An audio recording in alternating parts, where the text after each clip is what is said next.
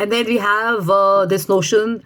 I'm sharing it about the common things I see around, with elders and senior citizens and stuff like that, and even people who are younger or people who are working and stuff, or you have parents or you have grandparents or whatever.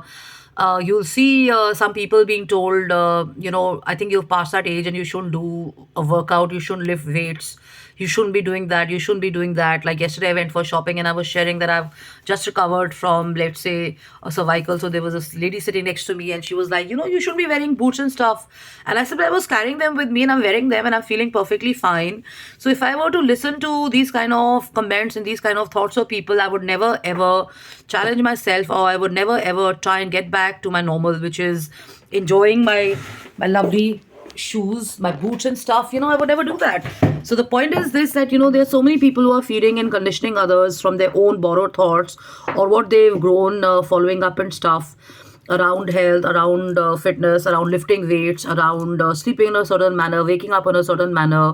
But when you travel all across the world and you follow other people from other countries, let's say Japan, Korea, or you follow stuff internationally, well, they also follow us in India, you will see that people live their lives differently. And because the culture, or maybe the demography, or maybe the way certain minds follow, what's been coming in for many years in their lives, or what they've seen is what they plan to stick to and stuff. So in 2024, at least I'm doing this to myself, that I'm trying to kind of break out from what I've been grown up on.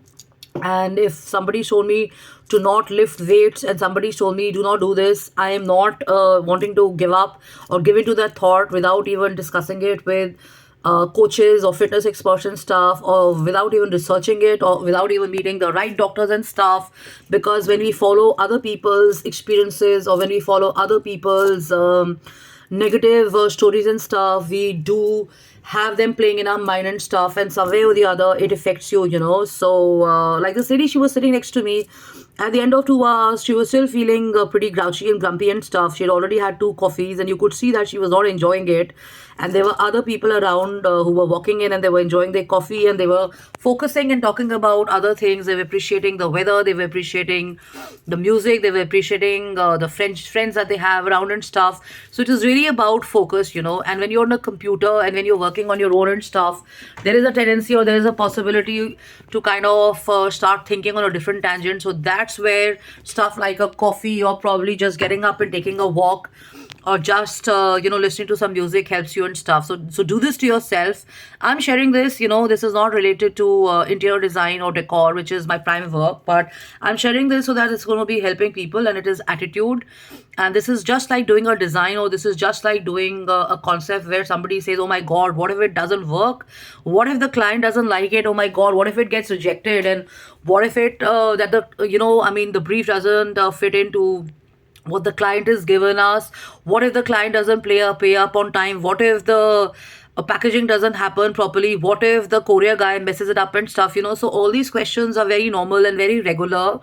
But rather than that, it's better to kind of focus on being practical around it, and finding objective and rational solutions, rather than just kind of playing that analysis and thinking game and stuff.